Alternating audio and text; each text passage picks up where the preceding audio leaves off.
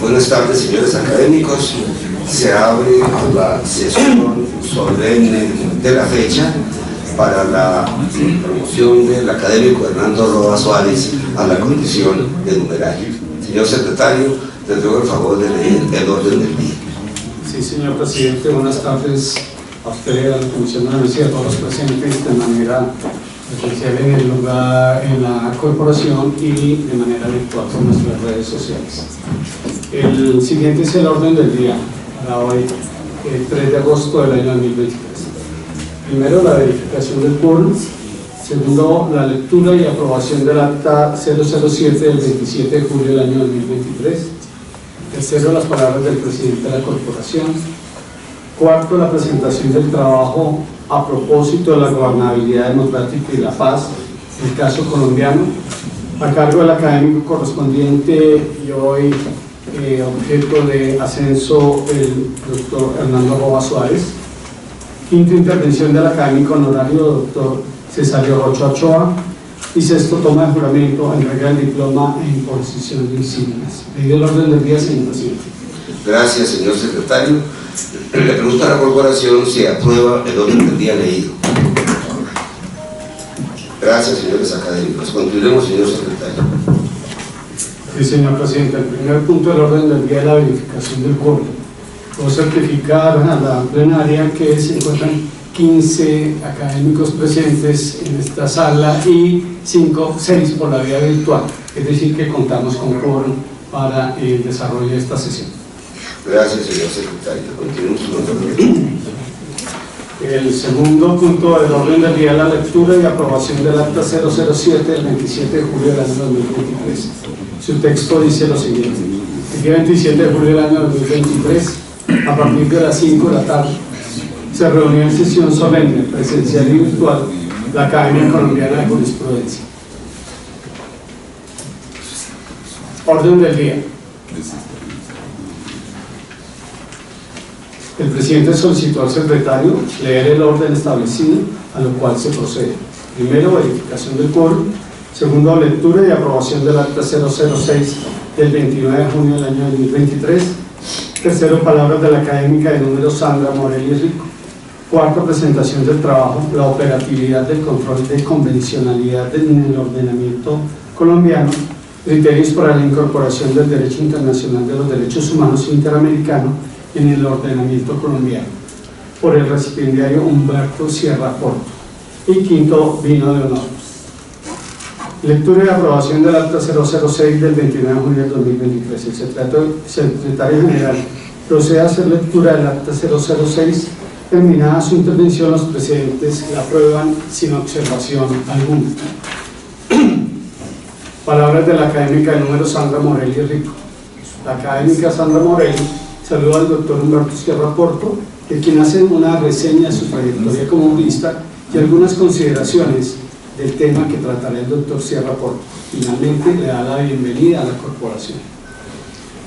Presentación del trabajo, la operatividad del control de convencionalidad en el ordenamiento colombiano, criterios de incorporación del derecho internacional de los derechos humanos interamericanos en el ordenamiento colombiano, por el recipiendario Humberto Sierra Porto.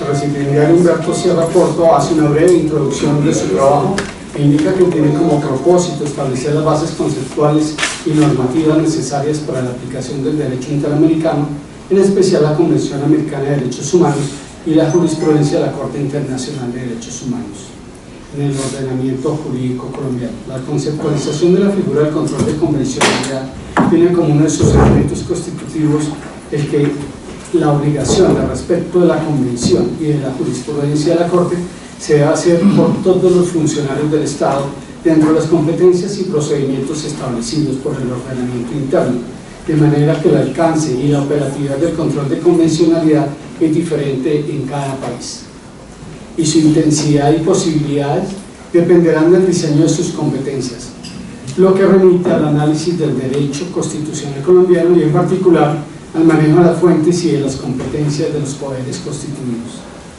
El control de convencionalidad, como lo manifestaría más adelante, es esencial la incorporación del derecho internacional en el derecho interno, y este proceso, esta operación, es diferente en cada país en virtud de la asimetría y diferencias de la manera como se comprende el papel del derecho internacional. Para saber en concreto cómo se hace el control de convencionalidad en cada país, en este caso en Colombia, se requerirá utilizar las categorías convencionales, esto es, los elementos integrantes del concepto de control de convencionalidad constituidas por la jurisprudencia de la Corte Internacional de Derechos Humanos, pero simultáneamente y con particular esmero las peculiaridades constitucionales. Este último aspecto es el que considera que debe ser más elaborado por la doctrina y por la jurisprudencia. A continuación, amplía los conceptos aquí esbozados sobre el tema enunciado. El texto completo de la intervención se encuentra junto a la presentada. Toma juramento, entrega el diploma de imposición de insignias. El presidente saluda y felicita al doctor Humberto Sierra Porto por su trayectoria personal, profesional y académica y procede a tomarle el juramento de rigor como nuevo miembro correspondiente de la corporación. El presidente invita a su esposa, la doctora Miquelina Oliveri, para que le haga entrega del diploma. De igual forma le pide a su hermano, el doctor Hernando Sierra, que le haga entrega del escudo correspondiente. Para finalizar, invita a las sobrinas, a la Sofía Prochet Sierra, para que haga entrega de la medalla. Así se cumple. Agotado el orden del día y siendo las 8 p.m., el presidente levanta la sesión. Firmado el secretario, el presidente Augusto Trujillo Muñoz y el secretario José Celestino Hernández Rueda. Leído el acta correspondiente, señor presidente, teniendo para aprobación. Gracias, señor secretario. Le pregunto a la corporación si aprueba el acta leída. Gracias, señores académicos. Continuemos, señor secretario. Señor presidente, el siguiente punto del orden del día corresponde a sus palabras como presidente de la corporación. Bueno, señores académicos, yo me voy a limitar a un par de comentarios que voy a hacer con la venia del académico Hernando Roa, y digo eso porque podría ser un poco por fuera del protocolo respectivo de la sección solemne que girará en torno al académico mencionado. Quiero primero saludar al académico Ricardo Bello Galvis y agradecerle a nombre de la Comisión de la Mesa la representación brillantísima, por cierto, que hizo de la corporación y del país en el reciente congreso de la World Juris Association que se cumplió en Nueva York en los días pasados. En fin, el representante de esta academia y de Colombia fue el académico Bello Galvis, a quien quiero saludar de manera pública y que, para que además quede en el acta el reconocimiento de la Comisión de la Mesa y de la corporación toda por su trabajo, por su representación intelectual, conceptual, en fin, que fue, por cierto, qué sé yo, brillantemente saludada por los miembros de las demás academias de América Ibérica que estuvieron presentes en el evento mencionado. Muchas gracias, académico Abello. Además, felicitar a los académicos Juan Antonio Pavón del capítulo de Barranquilla, que resultó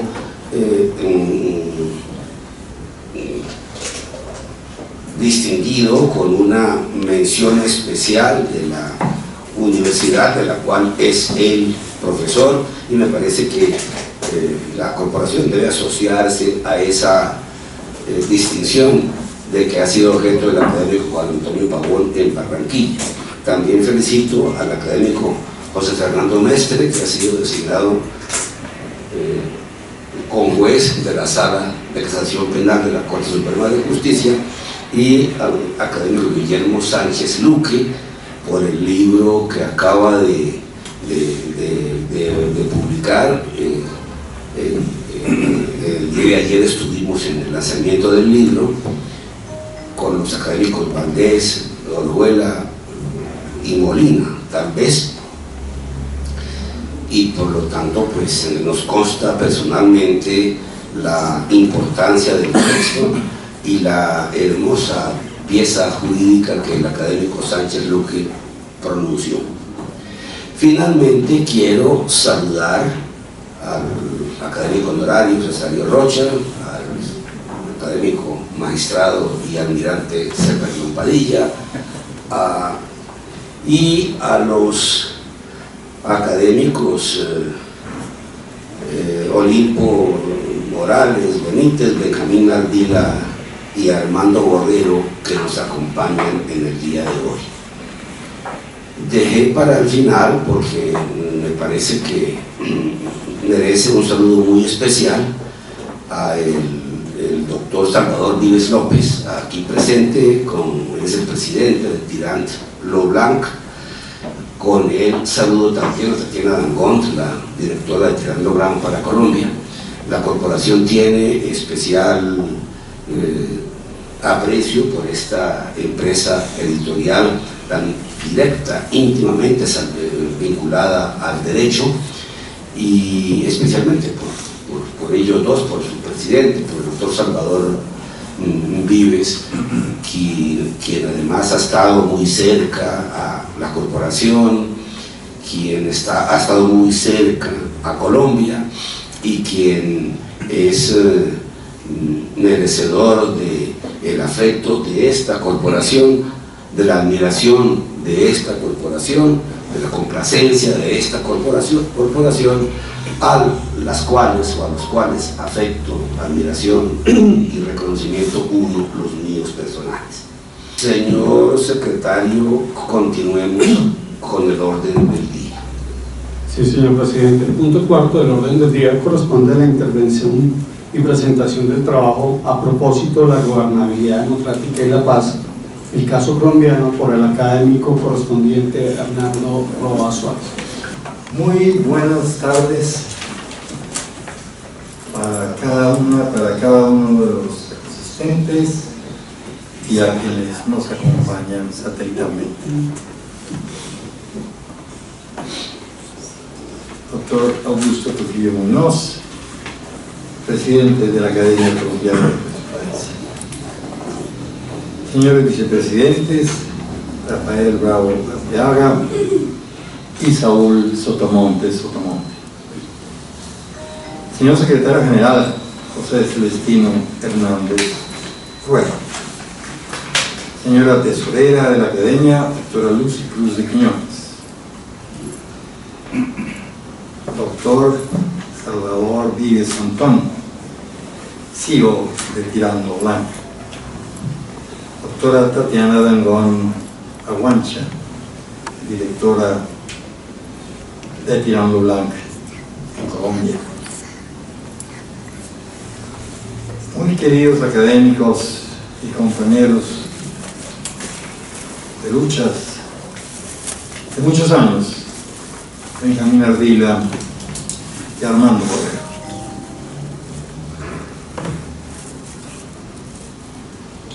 Muy queridos asistentes, miembros de los sectores académicos.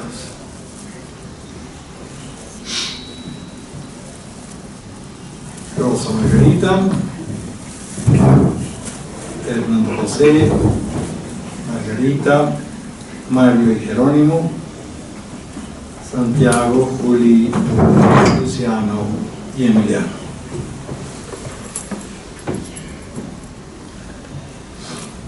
Como bien sabemos,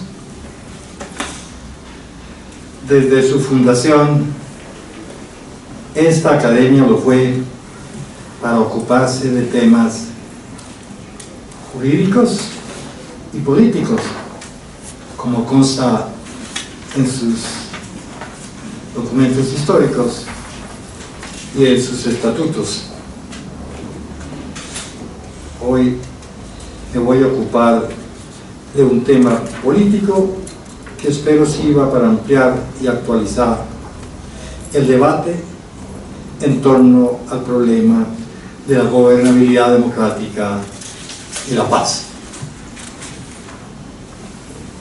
Conocemos que gobernabilidad democrática y paz son temas de una gran significación para el científico social del siglo XXI y, por supuesto, por su naturaleza, lo serán también para el universitario y el ciudadano interesado en el devenir histórico de nuestra gran nación de Iberoamérica y del mundo.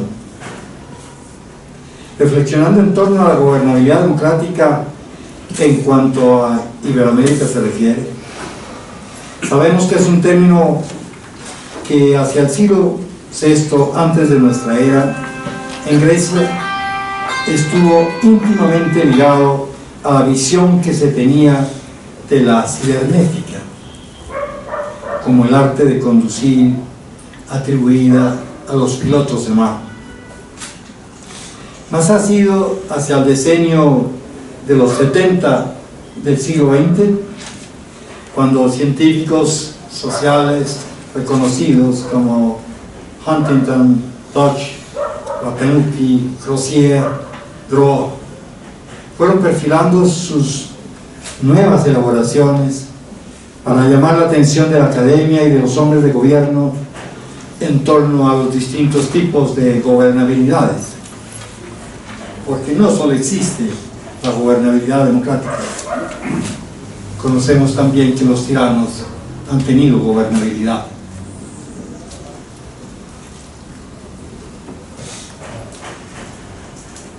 En estos tiempos se han realizado importantes eventos donde jefes de Estado y cientistas sociales han sido convocados para formular alternativas viables que permitan institucionalizar una gobernabilidad democrática, con capacidad para enfrentar los problemas de atraso, injusticia social y desequilibrios que siguen atentando contra la estabilidad y el progreso de los regímenes democráticos. Ahora tenemos publicaciones, tenemos investigaciones, especializaciones, maestrías, doctorados, postdoctorados, dedicados a profundizar el tema. También es relevante el número de eventos y publicaciones nacionales e internacionales que en nuestro tiempo se han organizado, y por supuesto es significante el interés que en Naciones Unidas y particularmente en el PNUD se le ha dado a la problemática. Preguntémonos ahora, ¿por qué es importante este tema en nuestros días?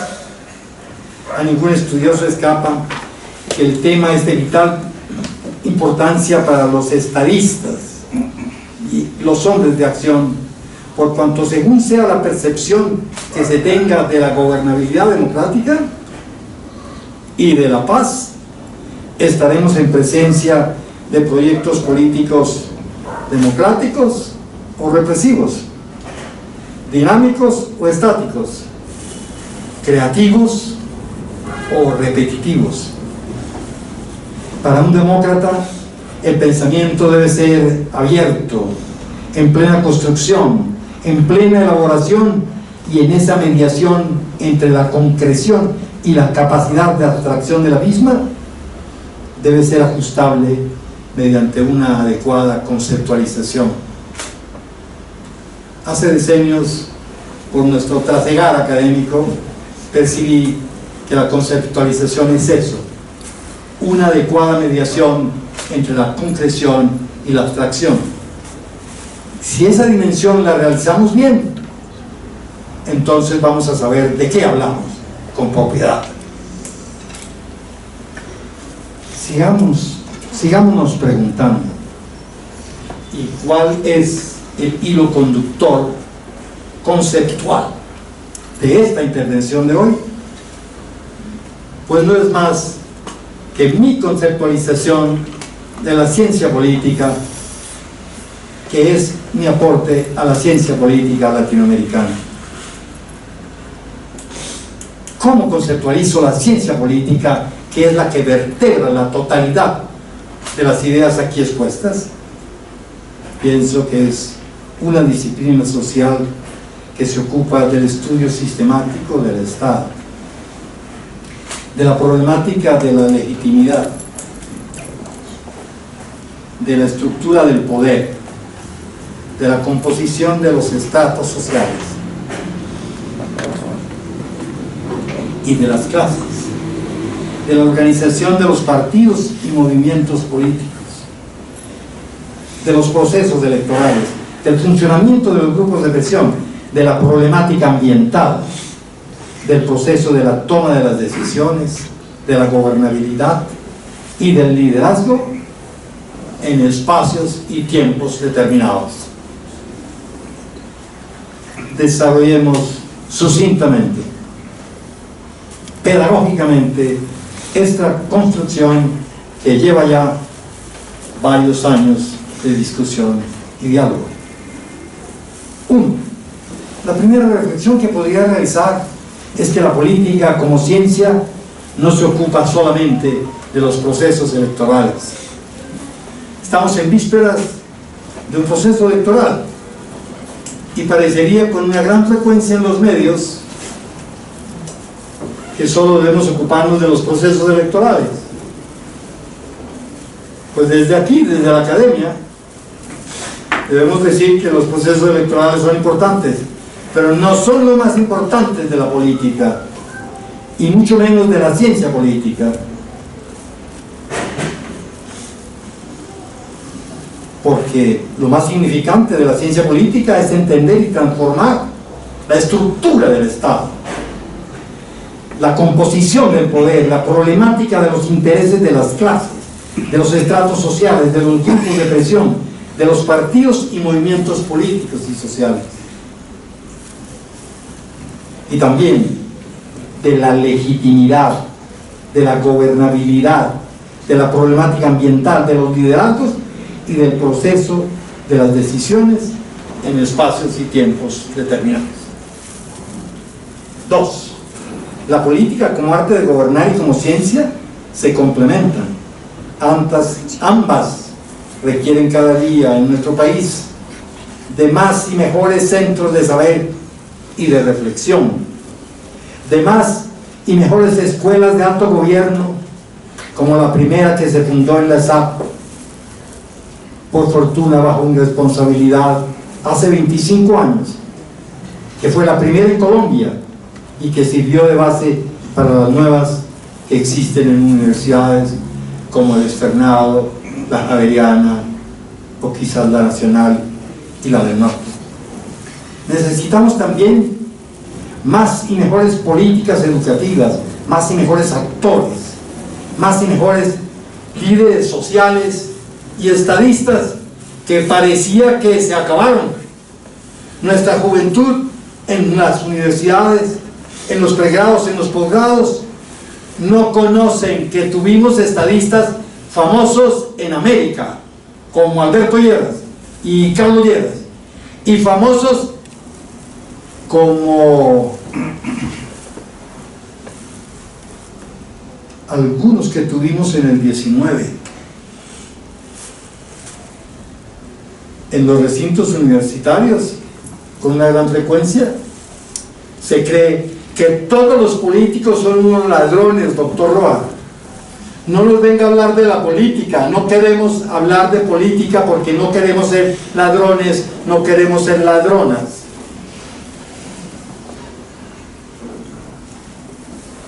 Así está la cosa para sectores importantes de nuestra juventud en universidades públicas y privadas.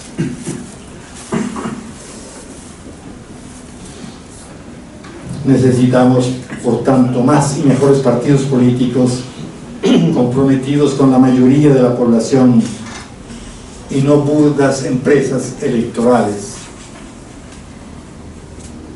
3. Históricamente, el Estado se me presenta, como todos los que están aquí conocen, todos los académicos, por supuesto, como la más importante institución de la vida política.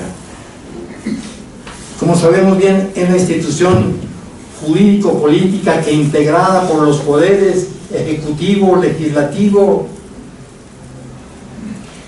judicial y electoral, es racionalizadora de los intereses generales. Nuestro Estado no existe para favorecer que exista, dispénseme la reiteración, la apropiación privada de los bienes públicos.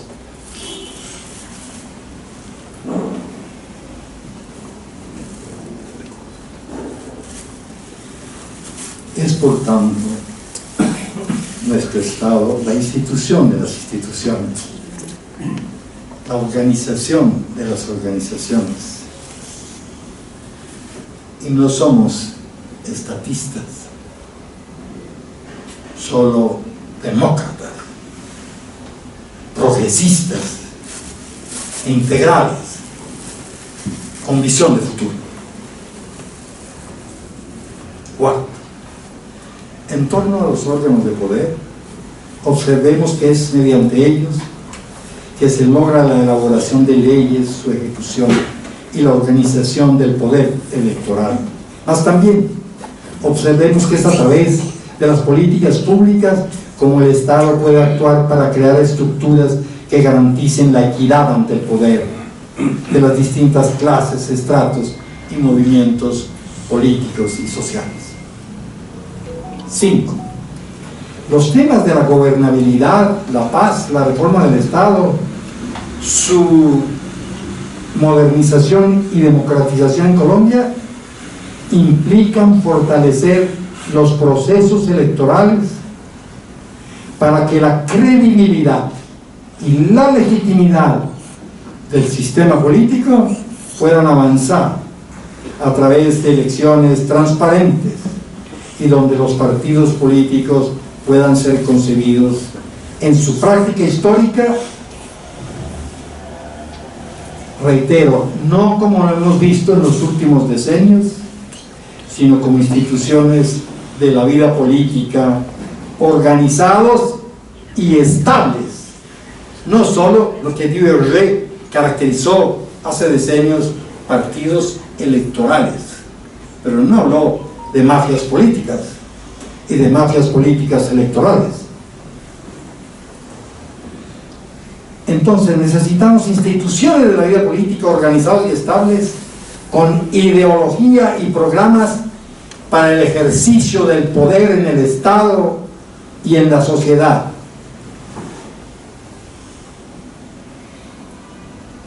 No empresas electorales incalificables a veces en su proceder y en su actuar, y haciéndole un daño inmenso a nuestra juventud y al destino de la democracia de Colombia. Pero también los grupos de interés o de presión pueden actuar de tal manera que a través de consulta, negociación, subordinación pueden ejercer influencia en distintos órganos, instituciones e instancias del Estado para impulsar sus diversos proyectos e intereses. Sexto, y en cuanto a la toma de decisión en el Estado, ¿qué pensar?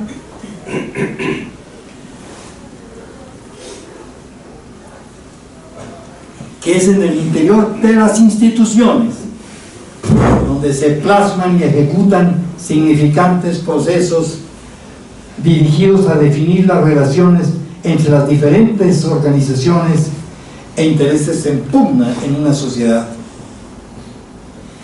Y en torno específicamente a la gobernabilidad democrática, ¿qué podríamos anotar? Que ella es decisiva para consolidar la paz, y por lo tanto la concibo como la capacidad del sistema político para ejecutar políticas públicas dirigidas a la realización de un proyecto que permita 4 dimensiones fundamentales: gobernabilidad democrática. 1. La satisfacción de los derechos fundamentales de la mayoría de la población, como está plasmado en nuestra Constitución del 91. 2. Que se asegure la estabilidad fundamental de la mayoría de la población y la estabilidad del orden político democrático. Saber gobernar implica eso, no dejar al desgaire la obligación que tiene el señor presidente de la República de ser garante de la seguridad y el orden público. Además, la gobernabilidad implica que se facilite la comunicación ética entre el gobernante y la comunidad. Y finalmente, que se permita una acción eficiente y eficaz. Y ustedes me entienden la importancia de estas dos palabras. Octavo, ¿qué pensar del Estado y los procesos comunicativos?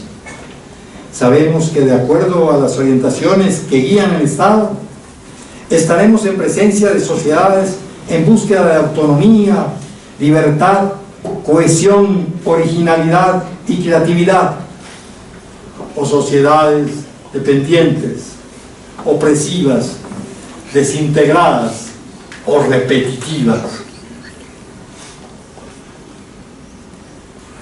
Debo decir desde aquí, nuestra juventud universitaria consciente está ahida de presuntos profesores que presumen disque de maestros y son solo repetidores de nociones epistemológicas que ellos mismos no conocen.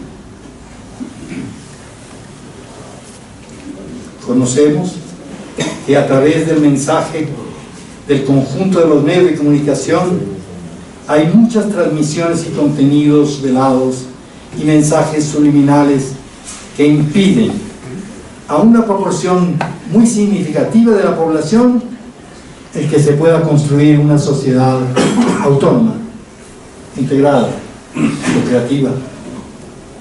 Pienso que todas las veces que los distintos modos y medios de comunicación sean usados para cosificar nuestras conciencias, se está atentando contra la consolidación de la democracia, la gobernabilidad democrática y la construcción de la paz.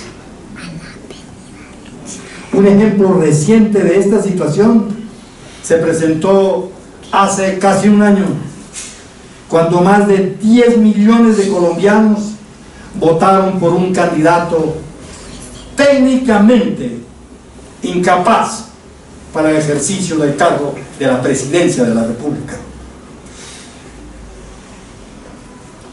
¿A dónde nos hubiera conducido esa decisión? ¿Por qué tal volumen de colombianos se manifestaron de esa manera en las urnas? ¿Cuál es el grado real de cultura política, de lo que llamamos en the North American science, the civic culture?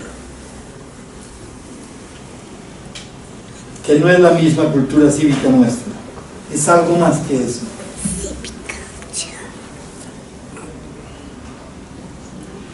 ¿Qué peligros atraviesa la democracia colombiana contemporánea? ¿Conocemos los colombianos las implicaciones de una dictadura de derecha o de izquierda? ¿Habremos medido las implicaciones de una dictadura para Colombia en nuestro tiempo, como se rumorea en ciertos corrillos, en ciertos espacios, en ciertas reflexiones previsivas? Se trata de que los medios de comunicación sean usados para tener sociedades en búsqueda de más autonomía, de más libertad, no de libertinaje. Libertad y responsabilidad para enfrentar la anomia y la atonía, las conductas desviadas y la pérdida de tejido social. Los medios de comunicación entonces deben ser empleados para producir más cohesión social, más conciencia de lo que importa ser colombiano hoy, de las dificultades e injusticias en que se encuentra la mayoría de la población, y debemos estar atentos a los sectores que han pretendido desprestigiar la democracia colombiana en una forma irresponsable y malintencionada. Irresponsable y malintencionada porque se ha querido a veces desinstitucionalizar a Colombia. Para algo inocente, no somos ingenuos. Para entrar a saco en el proceso industrial y en el proceso financiero. Eso debemos pensarlo y saberlo y meditarlo sobre sus efectos. Tenemos que tener una gran nación más cohesionada en torno a lo que demócratas como Manuel Murillo Toro, Rafael Uribe Uribe y Alberto Lleras llamaron, porque así lo he leído, los grandes proyectos nacionales, y que posteriormente se llevaron a cabo con la mediación de algunos de ellos en particular, por López Pumarejo y por Lleras Restrepo, quien adelantó técnicamente la más importante reforma estructural del Estado colombiano, no para debilitarlo, sino para fortalecerlo. Era el fruto de su discernimiento, de su conocimiento de las realidades colombianas, de nuestras injusticias, de nuestros desafíos. En gran síntesis, como puede observarse, la problemática de la gobernabilidad y la paz es interdisciplinaria y compleja. Así que el empleo riguroso de la ciencia política puede ser un camino adecuado para permitirnos articular las diversas distancias de que se ocupa. Invito muy comedidamente a los asistentes a revisar el texto de Michael Sandel de este año, la última versión, sobre el descontento democrático. Esta es una seria elaboración de un experimentado profesor de Harvard que, leída con conciencia crítica, puede ayudarnos a tener luces sobre el tema. Un par de párrafos sobre gobernabilidad y paz. Vistas estas reflexiones en torno a la política como arte y ciencia,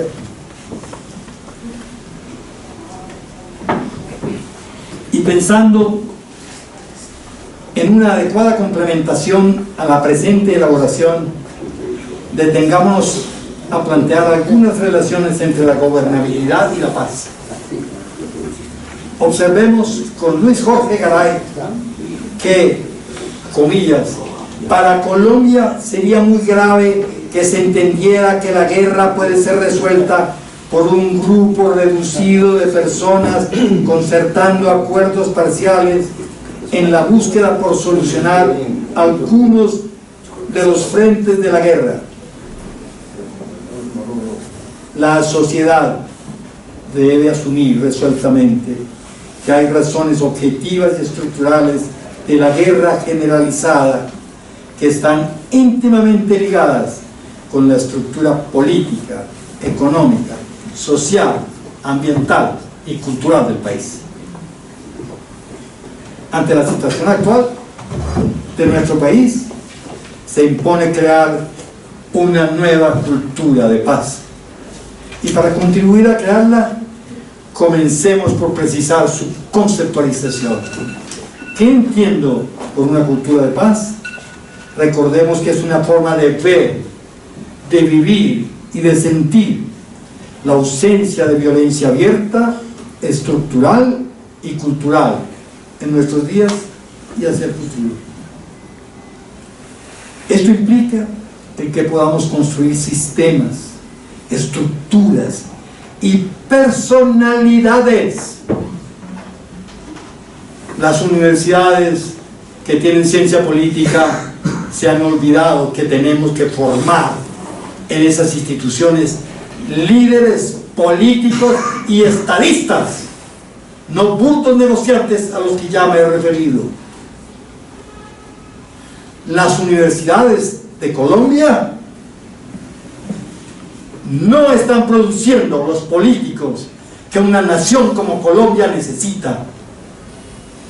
Hay un gran descuido en las facultades de Ciencia Política y Relaciones Exteriores sobre ese tema.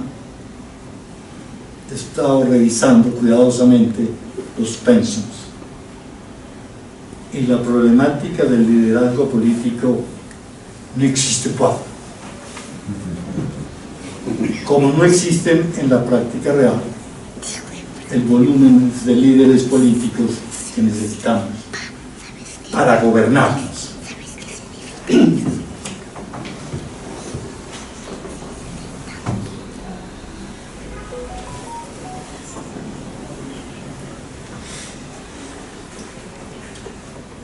En gran síntesis, creo que si logramos afincar una nueva cultura de paz,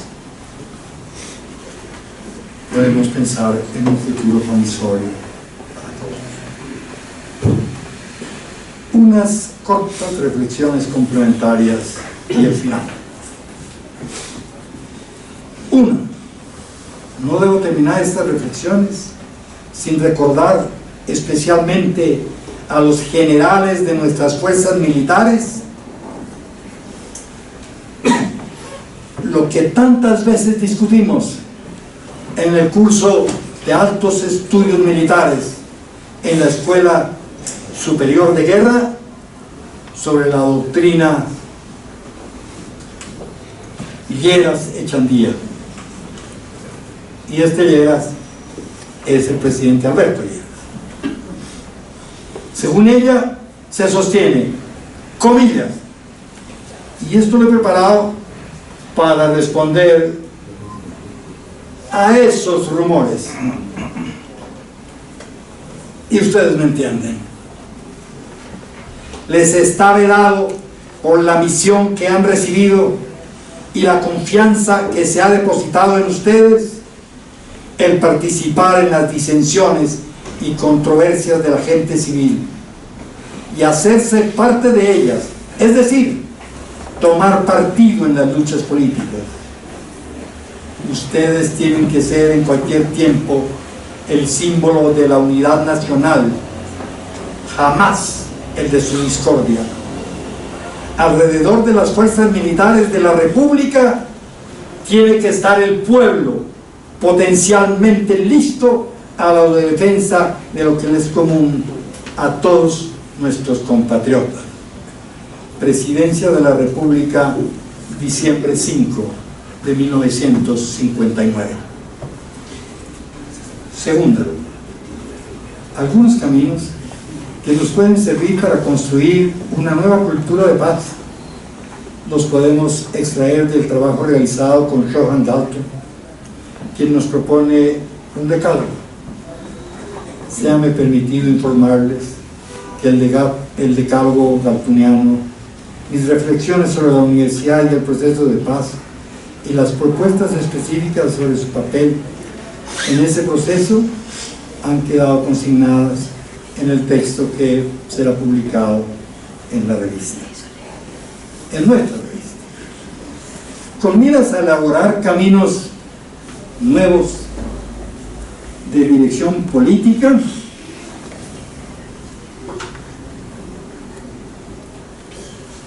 este ensayo ha pretendido plasmar una labor imaginativa dirigida a prevenir, en lo posible, la improvisación para el ejercicio de la vocación política responsable. Inmensos costos históricos ha tenido que asumir nuestra nación por la designación de personas que no estaban adecuadamente preparadas para el ejercicio del poder. Y hablo especialmente del periodo entre 1970 y 2023, salvo excepciones, como por ejemplo la del presidente Bacco y el acto de firma del proceso de paz por el señor presidente Santos. 4. Quienes aspiramos a seguir construyendo democracia participativa, esperamos que las distintas instancias en que es posible modernizar nuestro Estado contribuyan eficiente y eficazmente a consolidar la gobernabilidad democrática y la paz en nuestra gran nación. en importante reunión celebrada ayer y auspiciada por FESCOL y La Paz Querida, se formularon serios planteamientos en torno a la conveniencia de repensar la presencia del Estado en el territorio con miras a fortalecer el proceso de paz y específicamente el tema de la seguridad en el territorio. Hay un experto como Armando Borrero que nos acompaña, fue testigo de lo que ocurrió allí y de la pluralidad de las gentes que asistieron a esta reunión de FESCOL, que para todos, debo decirles, es la más importante organización europea que ha ayudado históricamente a consolidar la democracia en Colombia. Sí, quisiera recordar ahora que ya en el decenio de los 90 Colombia había avanzado en el proceso de modernización del Estado. Y en tal sentido se sostenía que era necesario cristalizar 4 dimensiones sustantivas. Y existe legislación muy avanzada que fue copiada por el resto de los países en América Latina. ¿A qué dimensión me refiero? Descentralización, regionalización, planeación económica participativa y democratización. Habíamos avanzado en forma significativa, pero ese proceso fue irresponsablemente detenido por algunos gobiernos posteriores. 6. Continuemos. Ahora es conveniente que tengamos presente las orientaciones, principios, valores y procedimientos consignados en 2016, donde en el preámbulo, la introducción y los magníficos capítulos consignados en el, comillas, acuerdo final para la terminación del conflicto y la construcción de una paz estable y duradera. ¿Conocemos ese acuerdo? ¿Qué está plasmado ahí? Esta es una tarea para decenios, y hablo del 7º punto. No somos ingenuos aquí en la academia. Enfrentar la inequidad institucionalizada durante tanto tiempo requerirá también decenios si queremos construir una paz estable y duradera. Con los pies en la tierra, quisiera compartirles: grandes y difíciles días nos esperan si queremos construir la paz de verdad. No ha sido fácil, nunca ha sido fácil, pero vale la pena continuar pensando en los designios superiores de la paz. Bien sostuvo el maestro Bobbio, que ayudó muchísimo al replanteamiento de la democracia española. ¿Qué decía Bobbio sobre esto? El problema de la paz es un problema de fondo. La paz es el bien absoluto, condición necesaria para la realización de todos los demás valores. 8. Es cierto, me consta, lo he leído, lo he estudiado. La comunidad pensante y pacífica de actores a nivel mundial, como nunca antes, está pendiente de los resultados del proceso de paz en Colombia. Si él progresa y se cristaliza, seremos ejemplo universal para avanzar en un proceso de paz fundado en las víctimas, Sigamos apoyando creativamente esta esperanza. Es la esperanza de los demócratas responsables de la paz en el mundo. Y unos breves comentarios finales.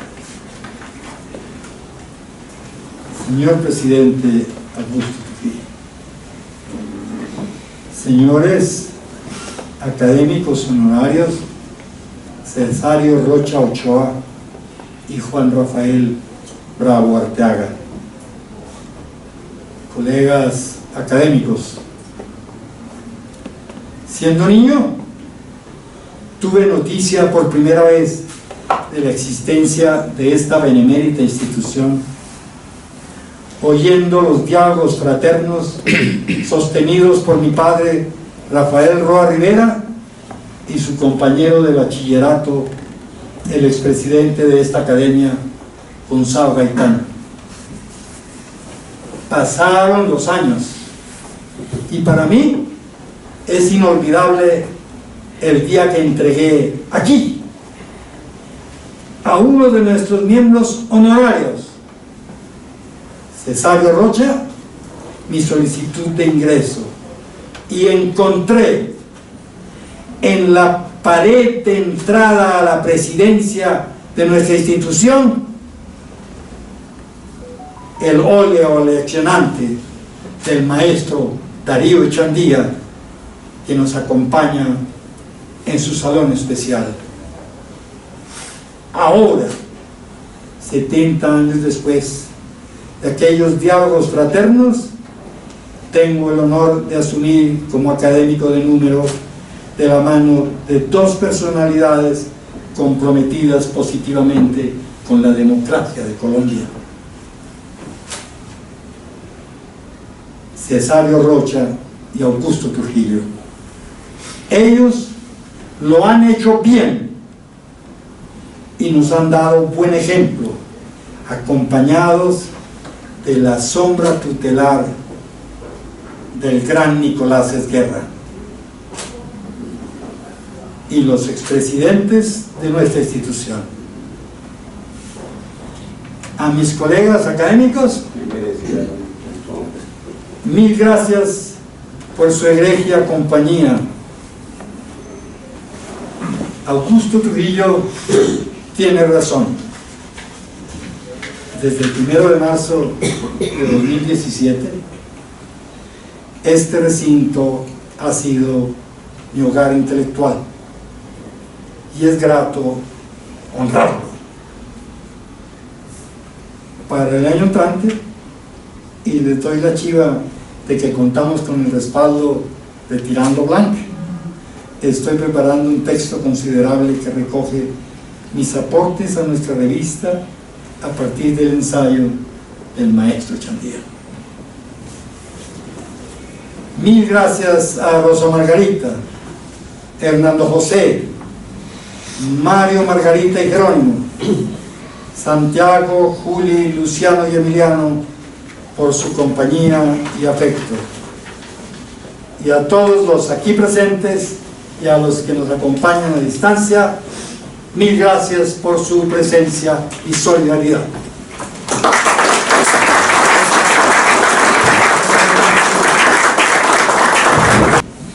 Tiene la palabra para responder su trabajo, el académico honorario Cesario Rocha Ochoa. Señor Presidente de la Academia Colombiana de Jurisprudencia, Augusto Trujillo Muñoz. Señores vicepresidentes, Juan Rafael Bravo Arteaga y Saúl Sotomonte. Señor secretario José Celestino Hernández.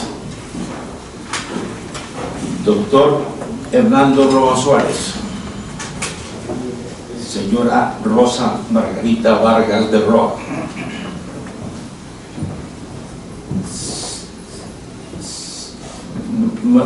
Hija Margarita Roa y Santiago Roa. Nietos Jerónimo Escobar Roa y Luciano Roa. Señores académicos, señores invitados especiales, académicos presentes y comunicados por la vía telemática. Tengo el honor de llevar la palabra en esta solemne ceremonia de la Academia Colombiana de Jurisprudencia, programada con la finalidad de ascender al académico correspondiente, doctor Hernando Roa Suárez, a la condición de miembro del número de esta magna y centenaria institución, por designación del presidente de la institución y sugerencia del apreciado protagonista de este acto, para intentar una respuesta académica. En cumplimiento de las disposiciones estatutarias, el expositor ha elaborado un muy juicioso trabajo denominado "A propósito de la gobernabilidad, democracia y paz". Como lo hemos escuchado, es un tema de candente actualidad, escrito de manera amena por un profesional del derecho especializado en ciencia política y en dirección del Estado. En efecto, como lo hemos oído, uno de los temas sustantivos para la comprensión de la problemática colombiana actual es el de la gobernabilidad democrática y sus múltiples relaciones con la construcción de la paz. Hemos visto y oído que él concibe la gobernabilidad democrática como la capacidad del sistema político para ejecutar políticas públicas, para darle amparo a los derechos fundamentales y asegurar la estabilidad de un orden político democrático. Hizo un recuento de los períodos nacionales en los cuales ha discurrido especialmente la gobernabilidad en nuestro país, y he hablado de la gobernabilidad y de la paz. Ciertamente estamos en un momento histórico donde los gobiernos en todos los países donde la democracia tiene albergue ha sido una lucha entre los partidos y los movimientos políticos y la opinión pública, cuando ella ha salido de cauce y los partidos y los movimientos políticos no interpretan a la opinión pública en general.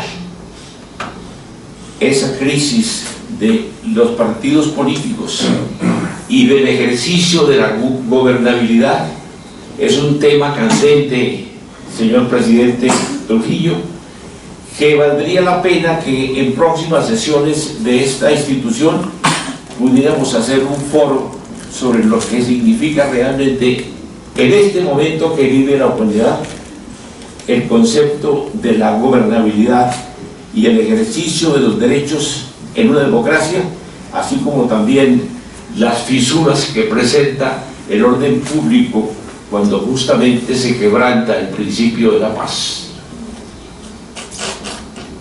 Hemos considerado que debemos precisar algunos aspectos fundamentales del trabajo presentado por el académico Hernando Roa Suárez.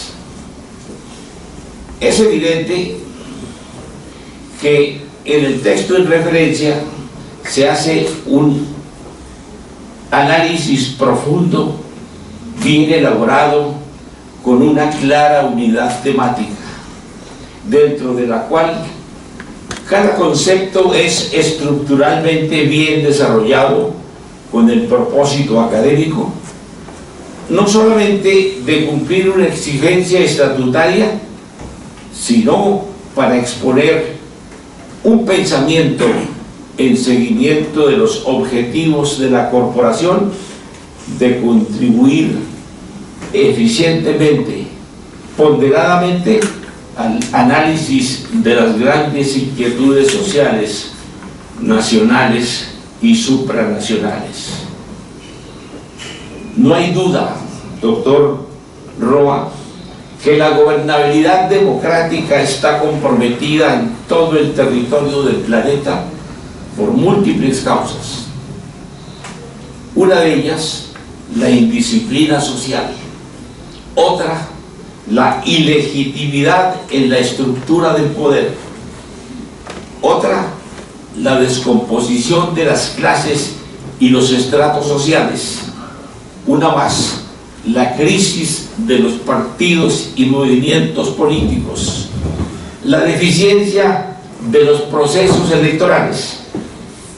La desatención de la problemática ambiental, las vacilaciones y equivocaciones del gobernante en la toma de decisiones y la crisis de liderazgo político, como lo señala el expositor, son indudables y ciertas estas precisiones. Hacía referencia a Manuel Murillo Toro. Fíjense ustedes cómo en el siglo pasado, en el siglo antepasado, había unos personajes como lo fueron José Hilario López, Tomás Cipriano de Mosquera y Murillo Toro, como exponentes de una posición democrática clara, firme y dentro de la perspectiva de contribuir a la solución de los grandes problemas nacionales. Hizo referencia también el doctor Roa a la figura de Darío Chanía, de Alfonso López Pumarejo, de Alberto Lleras y de Carlos Lleras Restrepo. Acá también se refirió a Nicolás Esguerra. Y acá en esta sala y en las que tienen afuera también lugar dentro de nuestra sede, grandes figuras que han contribuido de una parte a el desarrollo jurídico de la institución del país, para que en los cauces democráticos no se desborden, y otros para que el talante político de un concepto ideológico o un sentido de la gobernabilidad tenga suficiente claridad y buena exposición. Aquí están las figuras de grandes representantes de posiciones políticas y de posiciones jurídicas. Creemos en los aciertos críticos proclamados en el texto al que nos referimos. En efecto, muchos gobernantes contemporáneos son inferiores a las exigencias sociales. Es evidente que en veces la clase gobernante no da respuesta adecuada a las demandas de la actualidad. El vetusto sistema democrático tiene muchas fisuras. Ha sido criticado desde múltiples puntos de vista, unas veces con acritud, apasionamiento, desfiguración de sus contenidos, de manera irracional, y en otras versados en el tema con criterio constructivo y a sabiendas de que a pesar de todo no existe un sistema que lo supere o haga sus veces. Dentro de las múltiples voces a que se refirió el doctor Roa, nos ha llamado la atención un párrafo de Samuel Huntington, a quien él evocó muy dentro de la gama de las personas que le escribieron de apoyo para expresar su criterio democrático en desarrollo de un buen gobierno. Y me llamó la atención unas palabras de Samuel Huntington que quisiera que los compartiéramos para evocarlas. Dice así, en su libro El orden político en las sociedades en cambio, divulgado en Barcelona, editado en España en el año de 1996, cuando decía: para encarar con éxito la modernización, un sistema político tiene que estar, ante todo, en condiciones de innovar la política, es decir, de promover la reforma social y económica por medio de la acción estatal.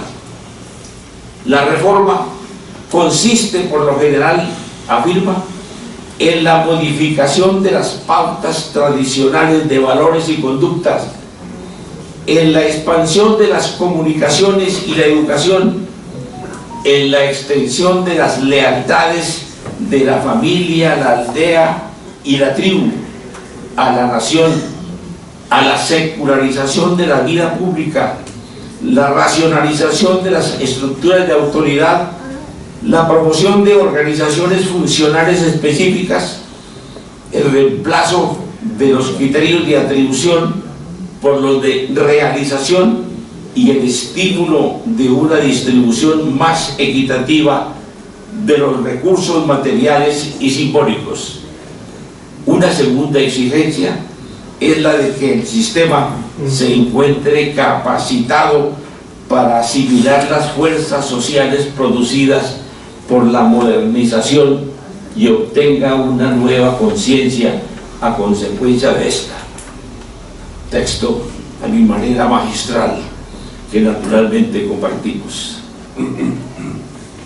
Fíjense ustedes, es un hecho que en los tiempos que corren se echa de menos la presencia de grandes personajes, tanto en la rama ejecutiva como en la legislativa, puesto que quizá la menos endeble es la judicial, que ha sabido sortear las situaciones actuales con las pocas excepciones de quienes han sido inferiores a su misión y tenido que ser sancionados y excluidos de la administración de justicia.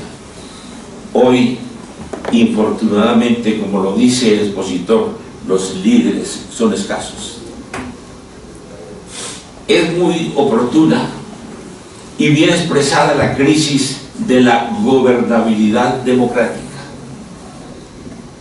Son los tiempos que corren. Es la falta de lectura que tiene la humanidad contemporáneamente. Ya no se observa que los libros sean un material permanente que esté asistiendo especialmente a la juventud. Hoy los libros quizá son más que todo el destino de las personas mayores, y muchos de los que hemos sido retirados de las labores ejecutivas o de las labores profesionales. La gente, por ello, ha dejado de pensar, y cuando la gente deja de pensar, pierde el criterio propio, se adocena frente a los demás, y por ello observamos la precariedad de líderes, y por eso observamos la mediocridad que existe en el gobierno en casi todos los países del orbe. Fíjense ustedes cómo hoy brillan internacionalmente el presidente de la mayor democracia del mundo, el señor Biden, presidente de los Estados Unidos, y vemos cómo tiene de contraposición al señor Putin, el presidente de la Rusia, antes la República Socialista Soviéticas, hoy simplemente el Estado ruso, y el señor Xi Jinping, el presidente de la China. Y de qué manera se viene alumbrando el escenario nacional con la precariedad de las luces de la clase política gubernativa en todos los países. Tenemos el caso de Ucrania, incomprensible forma de una guerra contemporánea entre dos países en que uno invade al otro porque sí, y donde la propia democracia lo que hace es, de manera silenciosa y sin afirmaciones públicas, solamente la expresión de repudio le ayuda al gobierno de Ucrania a que pueda responder al poder soviético.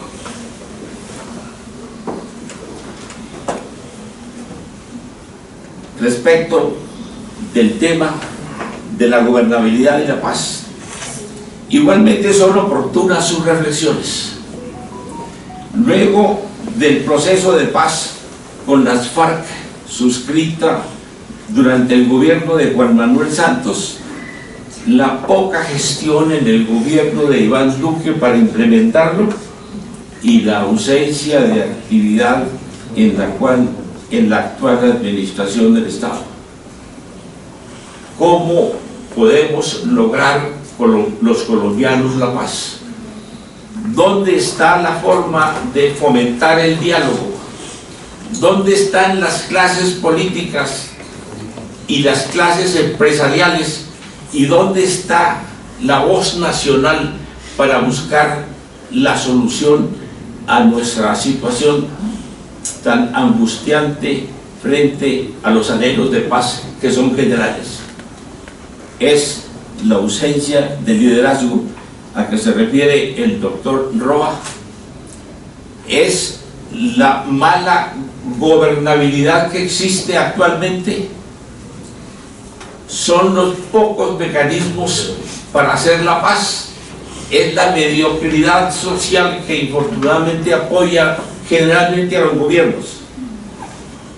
Es mucho lo que podríamos decir esta noche, presidente Trujillo, sobre este tema, y académicos todos, iluminados por el trabajo del doctor Roa, que tuvo la bondad de entregarme un texto de más de 24 páginas, que me lo leí acuciosamente y al cual simplemente me pareció que debería darle una respuesta de estas pocas hojas que he venido hilvanando y también por la expresión de mi pensamiento. Congratulaciones al académico Hernando Roa Suárez en su ascenso a miembro de número de esta corporación, por el trabajo realizado hasta ahora, el buen aporte intelectual que constituye el texto presentado para este evento, y es mucho lo que esperamos en el futuro como expresión de su pensamiento. Es mi palabra, presidente Trujillo y señores de la mesa.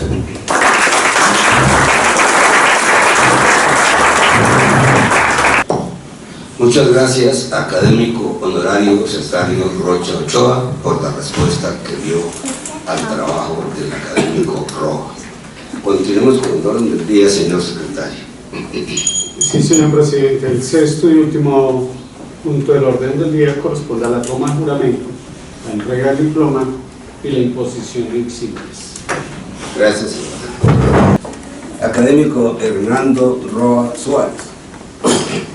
¿Jura usted por Dios y por la Academia Colombiana de Jurisprudencia cumplir fielmente los deberes y obligaciones que le impone su condición de miembro de número de la corporación?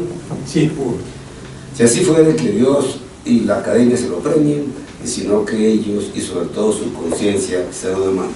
Felicitaciones.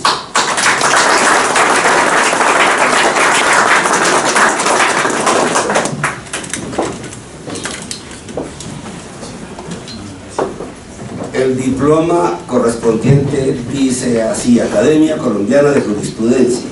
El señor doctor Hernando Roa Suárez ha sido inscrito en esta corporación como miembro de número, en atención a los méritos y demás circunstancias que concurren en él.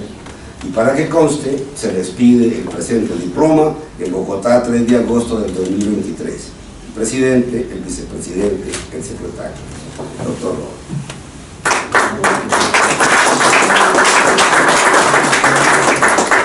Le voy a pedir a Rosa Margarita Vargas de Roa, esposa del académico de número, Hernando Roa Suárez, que le imponga la insignia collar respectiva.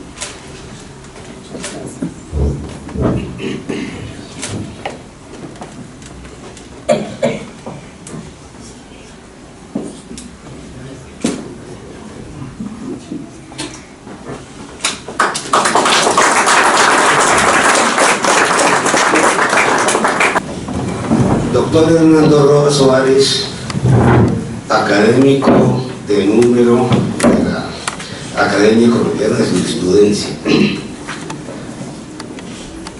Ha presentado usted un importantísimo trabajo en el día de hoy, que ha sido respondido con la inteligencia del académico honorario Hernando Cesario Rocha Ochoa para hacer completo un evento institucional de la mayor importancia. Decía usted, doctor Roa, que la corporación nació por cuanto era preciso tratar, debatir, trabajar los temas jurídicos y políticos. Evidentemente, gobernabilidad democrática y paz es ambas cosas. Es un tema jurídico, es un tema político, pero además es un tema académico y pedagógico, y usted lo trató de esa manera, con valentía y con el talante polémico propio de los temas académicos. Esta, lo hemos repetido varias veces, es una corporación de carácter plural, en donde se piensa de distinta manera por parte de los distintos académicos, no hay para qué insistir en ello. Pero podríamos estar de acuerdo en muchas de las cosas que dijo el académico Roa, aunque estemos en desacuerdo probablemente con algunas otras. Esto no es una cosa matemática, pero me temo, no me complace decir que estamos seguramente bastante más de acuerdo con lo que dice el académico Roa que en desacuerdo. Porque evidentemente estos son temas políticos y jurídicos, y formuló usted y es una afirmación muy importante que creo que todos compartimos en esta corporación y más allá de ella. La política no son elecciones. La política es mucho más que las elecciones. Lo que ocurre es que las elecciones capturaron la política.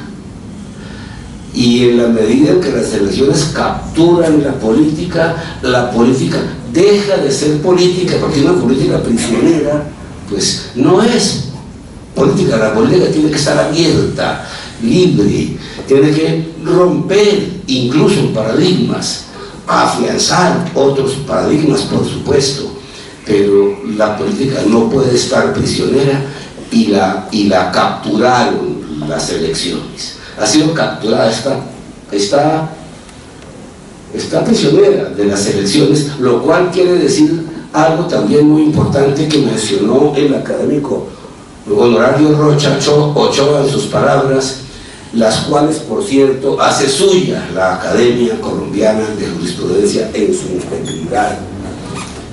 El académico Rocha habló de la crisis de los partidos políticos.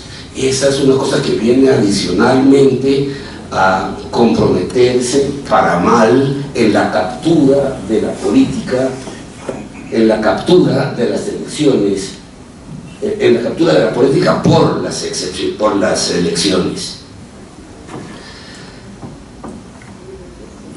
La crisis de los partidos tiene que ver con un fenómeno muy especial, académico Roa y señores académicos todos, que fue incluso sugerido por el académico Rocha en la respuesta a su trabajo.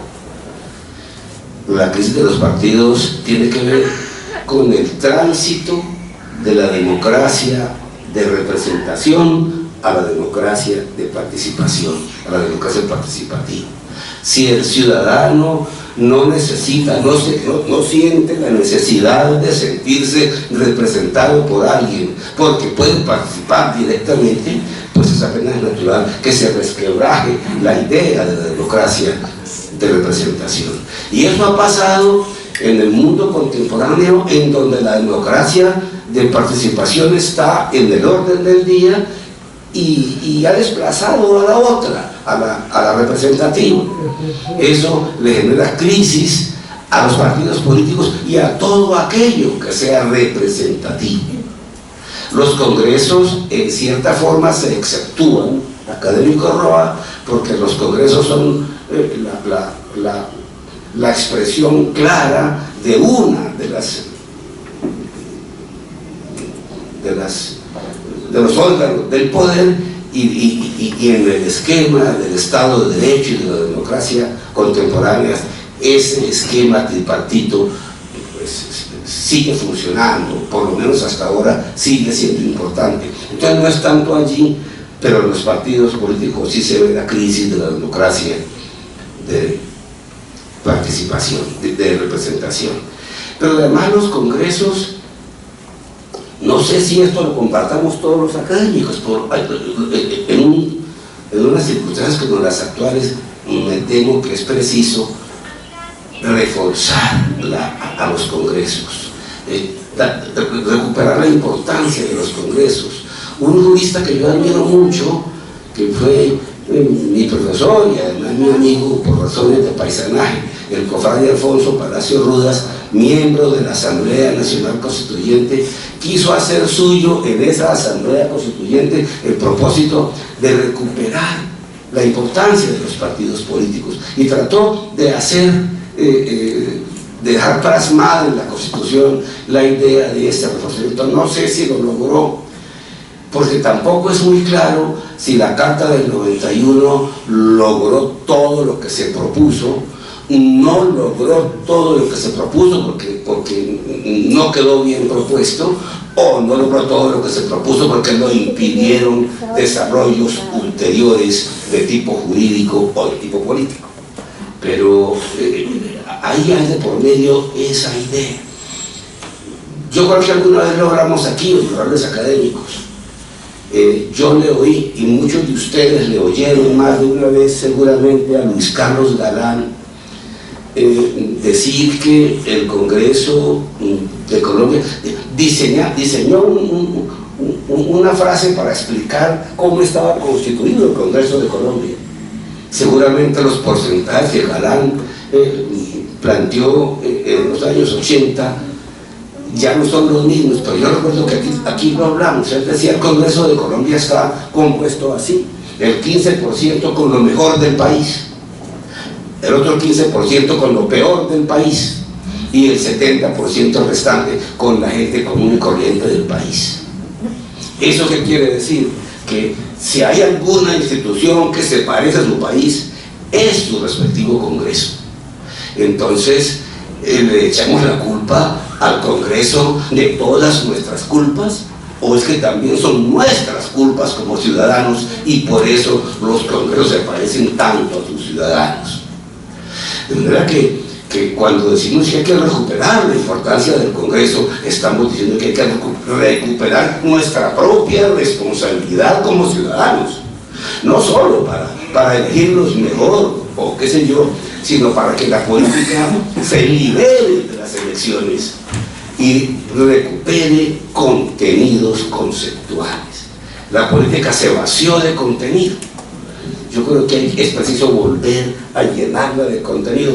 Algo de eso ha ocurrido en este tránsito de gobierno, del anterior al actual, por razones que resultan casi que obvias. Este no ha sido un tránsito de gobierno corriente, ha sido un tránsito de gobierno un poco más sobresaltado que los otros, porque, bueno, por la naturaleza misma de los dos gobiernos, porque ha habido un tránsito conceptual profundo entre un gobierno y otro. Quizá hubiera sido lo mismo si hubiera sido al revés, pero cuando hay transformaciones que son sobresaltadas de un gobierno a otro, pues la política comienza a moverse otra vez más allá de las elecciones, y eso hay que recuperarlo, hay que estimularlo para que podamos volver a ejercer como ciudadanos la política que nos han robado como ciudadanos.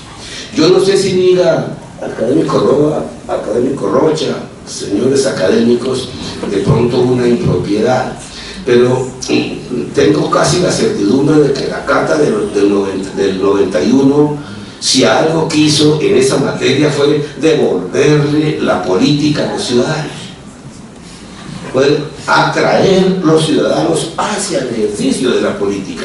Vengan ciudadanos, hagan política, la política es de ustedes.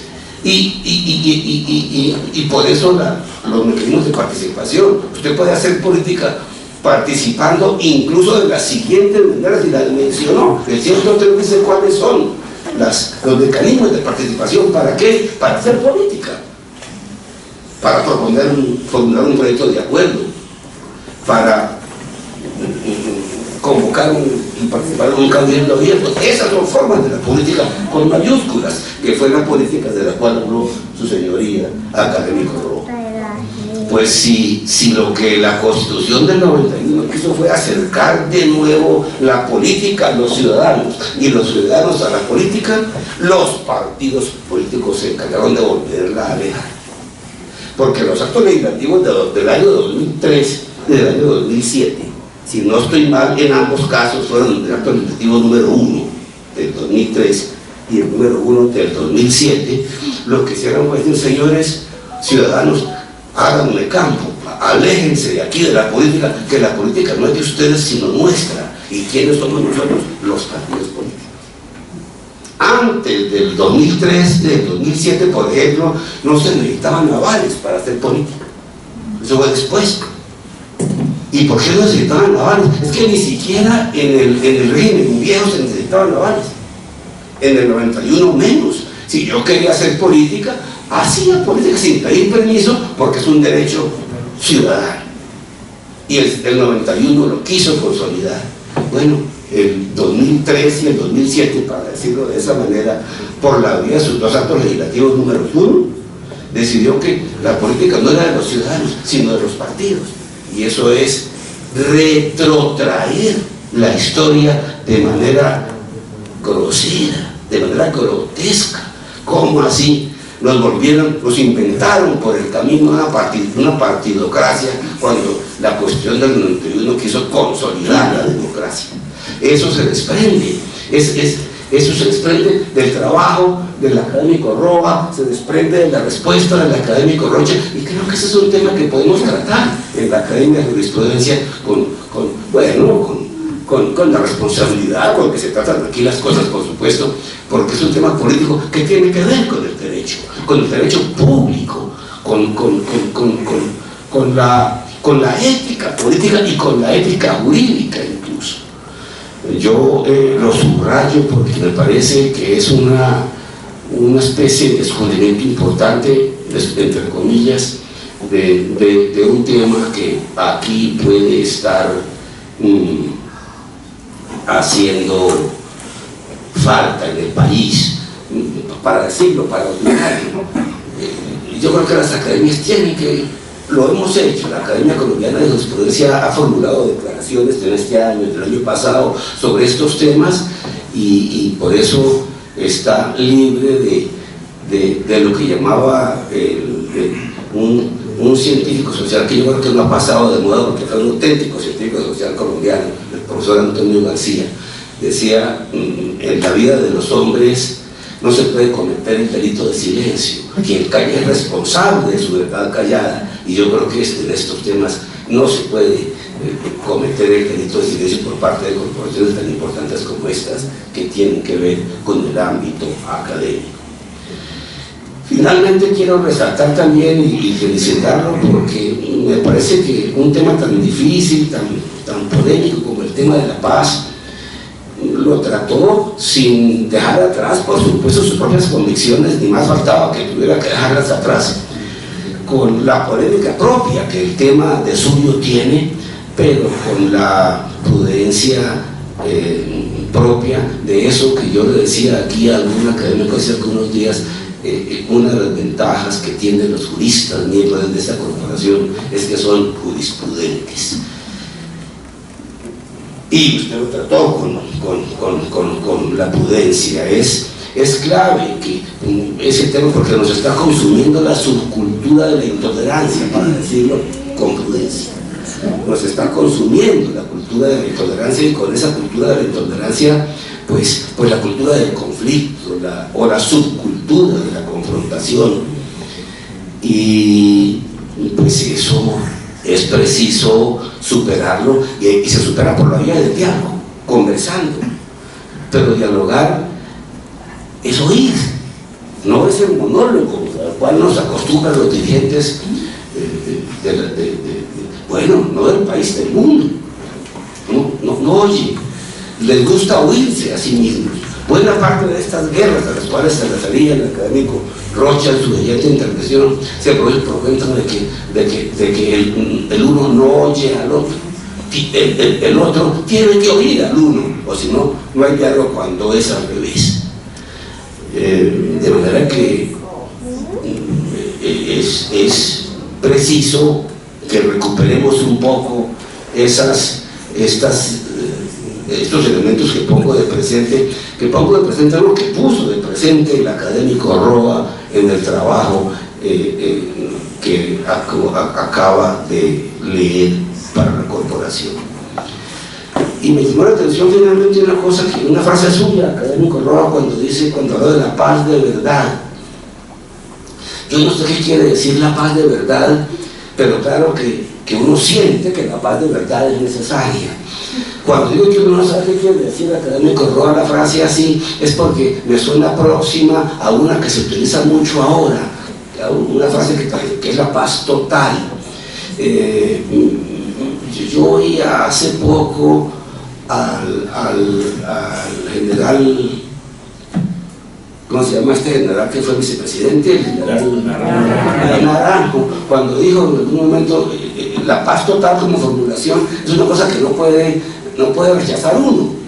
Claro que la paz total. Ahora, lo que pasa es que la paz total no es fácil. Y pensando pensamientos desde entonces y oyendo hoy al académico Roa, no sé si estoy descubriendo mal las cosas, pero me parece que cuando se habla de la paz total y piensa uno qué hay que hacer para conseguir la paz total, descubre primero que las cosas, o algunas de las cosas que se están haciendo en este país, en este momento y en este gobierno rumbo a la paz total, son jurídicamente improcedentes, jurídicamente impropias. Pero oyéndolos a usted, académico Roa y académico Rocha, descubro que eso que es jurídicamente impropio podría ser políticamente necesario. Entonces vamos a estar enfrentándonos a la cuadratura del círculo, que es lo que haría ser un ciudadano colombiano o una corporación como esta para no cometer el delito de silencio y orientar un poco al país hacia salidas que no tengan callejón tapado. No lo sé, pero nos quedan muy interesantes preguntas con el trabajo del académico Roa y con la respuesta del académico Rocha. Felicitaciones, académico Roa. Felicitaciones, académico Rocha. Enhorabuena, académico Roa. Gracias, académico Rocha. Y gracias a todos.